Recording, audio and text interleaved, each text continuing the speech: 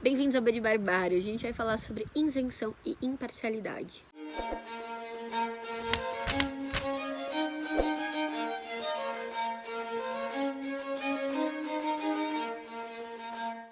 Galera, eu tô refletindo muito sobre isso esses dias. Vou culpar o Yuri de novo, já culpei ele lá nos stories. O Yuri tava falando sobre como existe um teto de seguidores, né? Pra quem expõe as suas opiniões. Ele falou isso no vídeo dele dos 10 anos do Livrada. E eu concordo plenamente com o Yuri. Eu acho que a gente tá mal acostumado a algumas coisas e como jornalista é tão fácil perceber isso. Eu já expliquei isso pra tanta gente, eu decidi fazer um vídeo, que daqui pra frente eu vou mandar esse vídeo pras pessoas que tiverem essa conversa comigo. Então vamos falar sobre imparcialidade primeiro, que é o mais fácil. As pessoas falam, o jornalismo tem que ser imparcial. Existem duas vertentes do jornalismo, não vertentes, mas dois tipos de textos jornalísticos. Existem os textos que são factuais, existem os textos que são de opinião. Então, por exemplo, uma matéria sobre um acidente de carro é um texto factual. Uma matéria sobre decisões do governo federal a respeito de agrotóxicos pode ser factual ou pode ser um texto de opinião. Então, por exemplo, quando você vê lá, coluna de tal pessoa, coluna é um tipo, é um gênero opinativo, ou seja, a pessoa, claro que ela não pode mentir, dar números irreais ou criar fatos, mas ela pode dar esses dados e depois dizer o que ela pensa.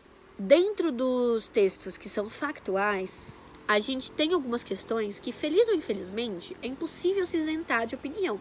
Então, por exemplo, eu vou falar sobre o prédio que caiu em São Paulo um tempo atrás e que morreu um monte de gente. Esse prédio, ele foi invadido ou ocupado? Invadido ou ocupado? Qual que é a palavra correta? Não existe palavra correta. Só que essas palavras denotam o quê? Posições.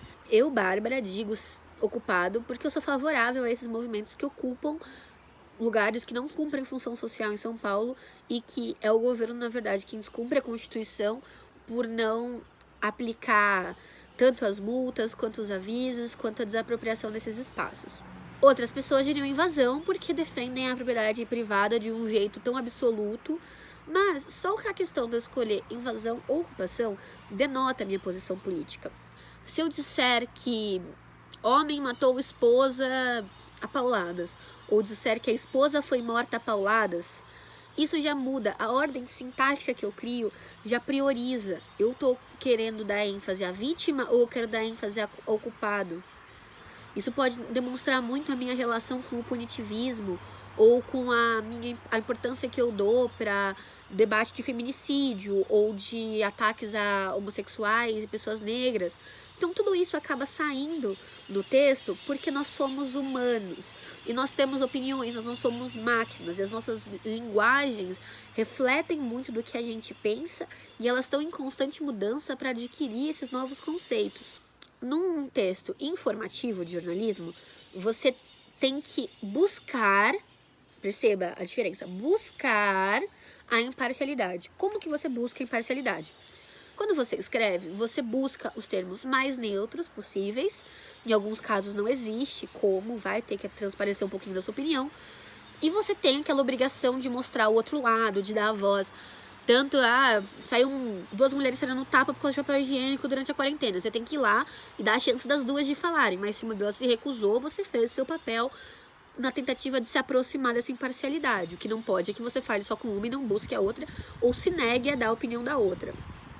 Agora, por exemplo, documentário. Documentário é um gênero opinativo, argumentativo. É a tentativa de demonstrar um pensamento do documentarista. Então, por exemplo, a gente está muito acostumado a documentários sobre a natureza.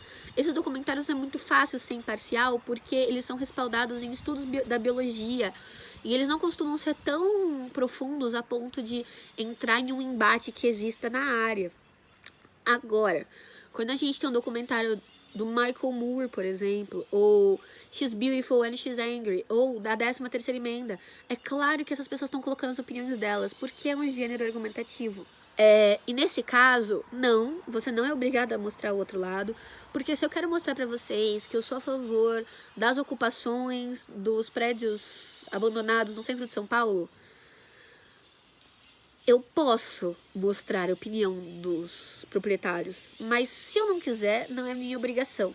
Eu estou mostrando um lado e você, se quiser, que procure pelo outro.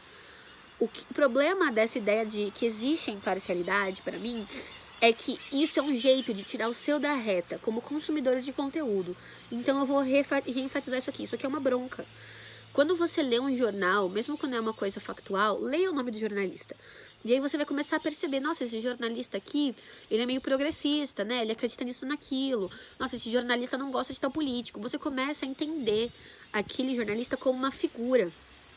E aí toda vez que você lê, você vai saber, ah, tudo bem, ó, essa matéria aqui é de tal jornalista, então ele vai puxar a sardinha para esse lado. Ou, ai, a opinião dele é essa, eu discordo, então eu vou relevar essa parte enquanto eu consigo ver a outra. E isso é um consumo crítico do jornalismo, da informação e do conteúdo. E isso precisa acontecer com todos os conteúdos que você faz. Agora é muito fácil chegar e falar assim, ah, não, eu li aquela coluna e a pessoa não mostrou o outro lado, ela não é obrigada. Dizer isso, desculpa, assim, é uma burrice. E eu não acho que nós todos sejamos obrigados a saber como funcionam gêneros jornalísticos, mas é um absurdo que a pessoa que não se propôs a entender como funcionam os gêneros jornalísticos, acha que ela tem razão em exigir uma suposta imparcialidade, porque ela, não, o jornalismo tem que ser imparcial. A pessoa nunca estudou, ela tá repetindo, sabe, igual um papagaio de pirata, mas não se coloca na posição de aprender um pouco mais, de entender um pouco mais. Indo um pouco mais à frente. Eu tento ser muito sincera com vocês aqui o tempo todo. Então, muitas vezes eu falo pra vocês, por exemplo, na resenha sobre os ossos dos mortos, ou do Horácio Mãe, o quadrinho.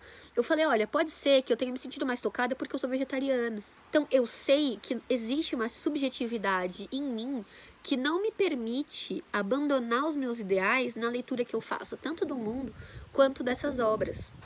Você quer ver eu desligar um vídeo ou parar de ler um texto?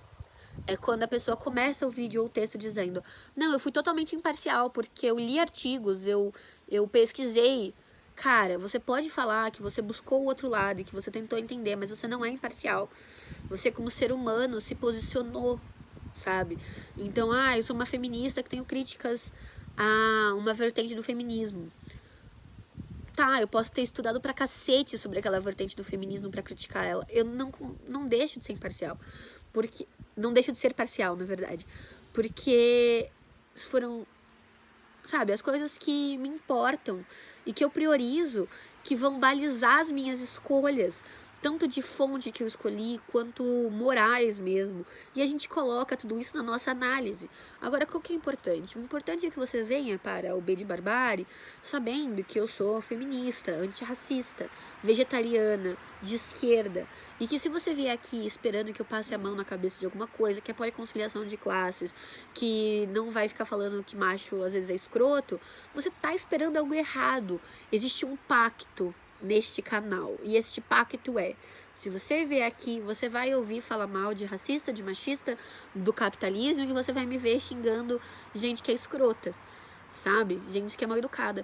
E em momento nenhum eu vou me isentar disso. Eu já falei em resenhas aqui que algumas vezes eu caio no estereótipo, que eu caí numa falácia. Porque existe sim na minha criação um machismo e um racismo estrutural muito fortes, uma LGBTfobia.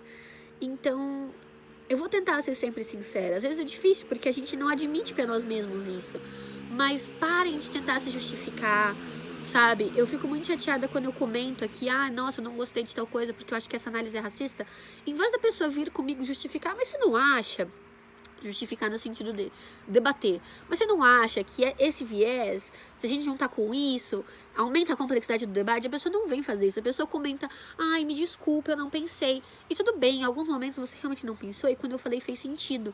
Mas quando todos os comentários ou todas as mensagens que eu recebo no inbox são pedidos de desculpa ao invés de uma tentativa de conversa pra gente poder aprofundar esses assuntos, eu percebo que a gente tá muito mais preocupado em ser uma pessoa que não atrapalhe os outros, não, sei lá, que não fura essa bolha de mostrar que é democrático e progressista, do que realmente debater e fazer um mundo melhor. Tem um vídeo da Lorelai Fox que eu vi ontem sobre a gay pet, é um pouco sobre isso, sabe? Você quer ter um amigo gay, um amigo preto e uma mulher feminista do seu lado pra falar que você não se ofende com o que eles dizem e que você tem até amigos que são. Agora, você quer fazer o debate? Eu tava falando com o Will do Transgressão Literária, tô expondo todo mundo aqui, né? Mas é pro bem aqui. Eu converso muito com o Will sobre essas coisas. E ele falou um negócio que é muito verdade. Ele falou assim que quando ele vê vídeos, por exemplo, do Silvio Almeida, que é um cara que eu apresentei pra ele, e que ele se apaixonou pelo conteúdo do Silvio, né? O Silvio é uma dicona aí pra quem quer falar de racismo de uma maneira com propriedade, assim. Tem que comer muito feijão pra falar igual o Silvio, mas a gente vai se alimentando dessas pílulas aí que ele passa de conhecimento. E ele falou, o Will fez um comentário muito bem pontuado, assim, que é pra você olhar nos comentários desses canais ou em discussões na internet mesmo, o quanto as pessoas brancas, por exemplo, perguntam coisas super básicas sobre racismo para as pessoas negras, enquanto os homens ficam perguntando ou tentando validar uma opinião com mulheres, quando tudo que eles tinham que fazer é, com a bunda sentada deles no sofá de casa, consumir o conteúdo dessas pessoas e aprender e dar ouvidos. Se você está fazendo perguntas muito básicas sobre feminismo e racismo, talvez você esteja ouvindo muito pouco mulheres e pessoas negras. Talvez se você ouvisse mais, se você consumisse mais, você pudesse entender, sabe? E de forma crítica. Cara, eu sigo um monte de blogueiras e vloggers e de pessoas negras, e muitas vezes eles entram em contradição entre si, não em contradição, mas cada um tem uma opinião diferente. E aí eu escuto os argumentos dos dois lados, penso no que eu acho que faz mais sentido, e ok, eu uso aquilo. Mas a qualquer momento eu posso ouvir um novo argumento que derrube o que eu tinha acreditado e que me coloque na outra posição. Eu não vou entrar lá e debater e dizer que aquela pessoa que é negra tá errada sobre o que ela tá falando sobre a própria negritude. Mas eu vou conseguir consumir esse conteúdo de uma forma crítica e evitar que eu fale besteira em outro lugar. Eu odeio que esse vídeo tenha sido uma bronca, gente, mas eu fico muito triste de ter que fazer esse debate em pleno século XXI, pleno 2020. Esse texto aqui, esse vídeo aqui dialoga um pouco com um vídeo que eu fiz com o Rafa sobre personagens e autores detestáveis e o quanto a gente imputa a pessoa, sabe, ao autor, coisas que os personagens pensam, os narradores pensam. Eu lembro quando teve Laços de Família, que tinha uma personagem que batia na avó e que a atriz, acho que agrediram ela na rua, jogaram alguma coisa nela. Tipo, gente, eu não sei como que a gente pode fazer pra melhorar isso, mas eu queria que esse vídeo aqui fosse uma conversa. Sei que eu dei bronca, mas deixa eu abaixar aqui a crista um pouco da minha raiva, porque eu tava só pistola. E me digam, assim, o que vocês acham que as pessoas podem fazer para consumir melhor esses conteúdos? O que você acha sobre essa imparcialidade? Essa tentativa de imparcialidade também, essa necessidade dos produtores de conteúdo de ficarem falando que são imparciais e tal. Pra mim, essa tentativa de isenção de si próprio, né, de não escolher lugar nenhum, é o seguinte: não adianta dizer que é feminista, que é antirracista, que é progressista, e falar que você está sendo imparcial ou isento, porque quando você faz isso, você está do lado do opressor. Você pode ser uma feminista muito crítica, que faz autocrítica da militância, do movimento, das vitórias, das derrotas, mas você não pode ser uma feminista isenta, você não pode ser uma feminista imparcial, porque pra mim isso vai contra ser feminista a princípio. Enfim, comentem comigo, conversem. Não sei nem se esse vídeo vai ao ar, gente. Eu vou reassistir ainda.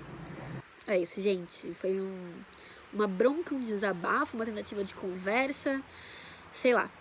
Um beijo, gente. Comentem aqui embaixo. Falem pra mim o que vocês estão pensando sobre isso. Um beijo.